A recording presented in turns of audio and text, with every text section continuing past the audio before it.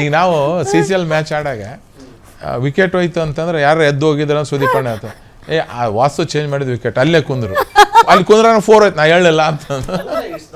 ಜನಕ್ಕಷ್ಟೇ ಅಲ್ಲ, ಕ್ರಿಕೆಟರ್ಸ್ಗೂ ಇದೆ ಅದು. ನಿಮ್ಗೆ ನೆನಪಿರ್ಬೇಕು 2011 world cup final Virender Sehwag Sachin ಒಂದು ರೂಮಲ್ಲಿ ಇರ್ತಾರೆ. ಸಚಿನ್ ಹೇಳೋದು ಧೋನಿಗೆ, ಲೆಫ್ಟ್ ಹ್ಯಾಂಡ್ ಔಟ್ ಆದ್ರೆ ನೀನು ಹೋಗು, ರೈಟ್ ಹ್ಯಾಂಡ್ ಔಟ್ ಆದ್ರೆ ನೀ ಹೋಗು, ಲೆಫ್ಟ್ ಹ್ಯಾಂಡ್ ಔಟ್ ಆದ್ರೆ ಯುವರಾಜ್ ಸಿಂಗ್ ಹೋಗಂತ. ವೀರೇಂದ್ರ ಸೆಹ್ವಾಗ್ ಹೋಗಾಕ್ ಬಿಡಲ್ಲ ಅವ್ರು, ಇಲ್ಲಿ ಕೂತಿ ಇಲ್ಲೇ ಕೂಡು, ಮ್ಯಾಚ್ ಮುಗಿದು ಲಾಸ್ಟ್ ರನ್ ಹೊಡಿಬೇಕಾದ್ರೆ ಹೊರಗೆ ಬಂದಿದ್ದವ್ರು ಇಬ್ರು. ಅಲ್ಲಿವರೆಗೂ ಒಳಗೆ ಕೂತ್ಕೊಂಡು ರೂಮಲ್ಲಿ ಟಿವಿ ನೋಡಿದಾರೆ ಅವರು. ಆಮೇಲೆ ನೀವು ನಾರ್ತ್ ವೆಸ್ಟ್ ಸೀರೀಸ್ ಆಸ್ಟ್ರೇಲಿಯಾದ ಇಂಗ್ಲೆಂಡ್ ಅಲ್ಲಿ ಲಾರ್ಡ್ಸ್ ಅಲ್ಲಿ ನಡೆದ ಮ್ಯಾಚ್ ಅಲ್ಲಿ ಕೈಫು ಮತ್ತು ಯುವರಾಜ್ ಸಿಂಗ್ ಕೂಡ ಮ್ಯಾಚ್ ಗೆಲ್ಲಿಸ್ಕೊಟ್ರು 325. ನಾಸಿರ್ ಹುಸೇನ್ ಕ್ಯಾಪ್ಟನ್ ಇದ್ದ ಇಂಗ್ಲೆಂಡ್ಗೆ.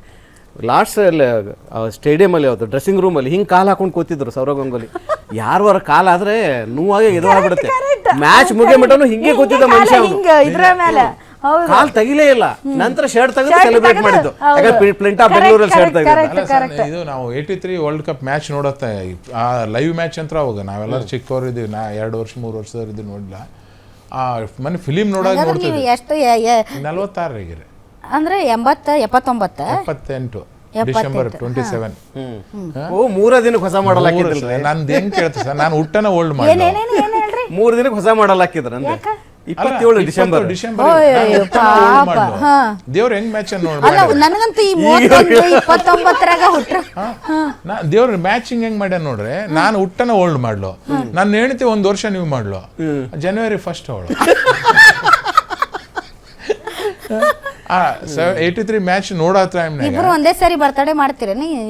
ಡಿಸೆಂಬರ್ 31 ಮಾಡ್ಬಿಡ್ಬೇಕು ನೀವು. ಆ ಕಡೆ ಈ ಕಡೆ ಇಲ್ಲ, ನನ್ನ ಬರ್ತಡೇ ಅಷ್ಟೇ ನಾನು ಮಾಡ್ತೇನೆ. ನನ್ನ ಹೆಂಡತಿ ಬರ್ತಡೇ ಇಡೀ ವರ್ಲ್ಡ್ ಡೇ ಆಚರಣೆ. Happy new year. ಆ ಮ್ಯಾಚ್ನಾಗ ಪಿಕ್ಚರ್ನಾಗ ನೋಡ್ತಿದ್ವಿ. ಈ ಕಪಿಲ್ ದೇವ್ 175 ಹೊಡೆದ್ರಲ್ಲ, ಸಡನ್ಲಿ ವಿಕೆಟ್ ಹೋದ ತಕ್ಷಣ ಆ ಟೀಮ್ ಮ್ಯಾನೇಜರ್ ಏನು ಮಾಡ್ತಾನೆ, ಒಬ್ಬ ನಮ್ಮ ಇವರಿಗೆ ಕೃಷ್ಣಮಾಚಾರ್ಯ ಶ್ರೀಕಾಂತ್ ಹಂಗೆ ನಿಂದಿರ್ಸ್ತಾನೆ.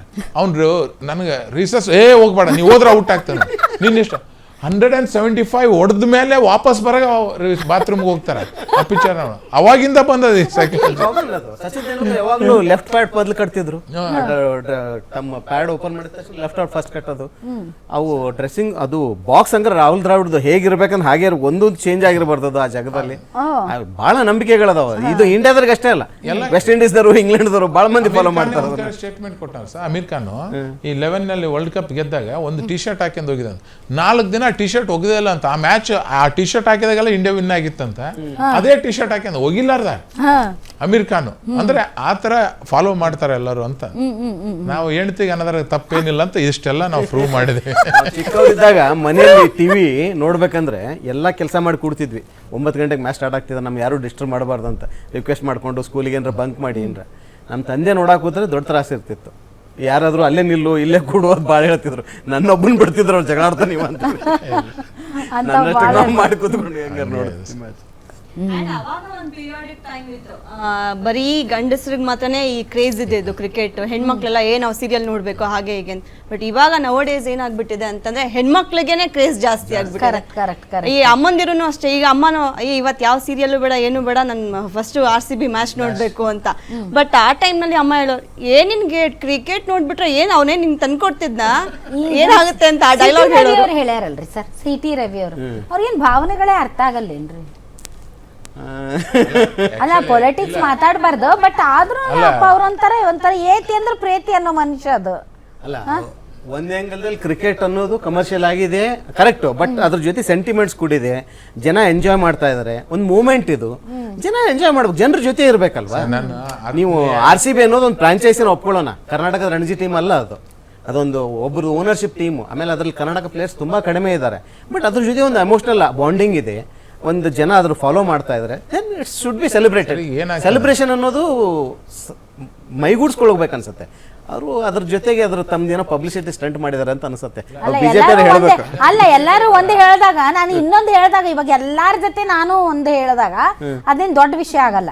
ಎಲ್ಲರೂ ಏತಿ ಅಂದ್ರೆ ನಾವು ಪ್ರೇತಿ ಅನ್ಬೇಕು, ಅವಾಗ ನಿಂತು. ಇವತ್ತು CT ರವಿ ಅವ್ರ ಹಂಗ ಮಾತಾಡಿಲ್ಲ ಅಂದ್ರೆ ನಾವ್ ಇವತ್ತು ಮಾತಾಡ್ತೀವಿ. ನಿಮ್ ಪಾರ್ಟಿ ಅವರು ನನ್ನ ಆತ್ಮೀಯ ಸ್ನೇಹಿತ ನಮ್ಮ ಅಣ್ಣ CT ರವಣ್ಣ. ಇವತ್ತು ಬೆಳಗ್ಗೆ ನಾನು ನೋಡಿದೆ, ಇವಾಗ ಹಿಂಗ್ ಮಾತಾಡಿದ್ನಪ್ಪ ಅಂತಂದೆ. ಈಗ ಹೆಂಗ್ ನಮ್ಮ ಪರಿಸ್ಥಿತಿ ಹೆಂಗಾಗಿದೆ ಅಂದ್ರೆ, RCBಗೆ ನಾವು ಏನಾದರೂ ಬೈದೀವಿ ಅಂದ್ರೆ ಕ್ಷೇತ್ರಕ್ಕೆ 10% ಓಟ್ ಕಮ್ಮಿ ಆಗ್ತಾವೆ. ಇನ್ನೊಂದು ನಮ್ಮ ಸಿ ಟಿ ರವಣ್ಣ ಕ್ರಿಕೆಟ್ ಆಡಿಲ್ಲ, ಕ್ರಿಕೆಟ್ ರುಚಿನೂ ಸ್ವಲ್ಪ ಗೊತ್ತಿಲ್ಲ. ಅದು ಹಂಗೆ ಆಡ್ಬಾರ್ದು ನನಗೆ. ನಾನು ಏನ್ ಪರ್ಸನಲಿ ಆಡ್ತಾರ್ರಿ ಅವ್ರು? ಆತ ಬೇರೆ ಆಟ ಆಡ್ತಾನೆ, ಪಾಲಿಟಿಕ್ಸೇ ಆಟ ಆಡೋದು. ನನಗೆ ಬೇಜಾರಾಯ್ತು ಆತನ. ನಾನು ಇನ್ನೂ ಫೋನ್ ಹಚ್ಚಿಲ್ಲ, ಮಾತಾಡಿದಾಗ ಹೇಳ್ತೀನಿ ಯಾಕಪ್ಪ ಅಣ್ಣ ಹಂಗೆ ಯಾಕಂದು. ನಮ್ಮಂತವ್ರು ಅದೀವ್ರಿ, ನಾವು ಆಡೋರ್ ಅದೀವಿ. ಆಡೋರು ನಾವು ಅದೀವಿ. ನಾವು RCB JCB ಅಂದ್ರೆ ನಮ್ಮ RCB ಫ್ಯಾನ್ JCB ಕುಂದ್ರಿಸಿ ಕಳಿಸ್ಬಿಡ್ತಾರ.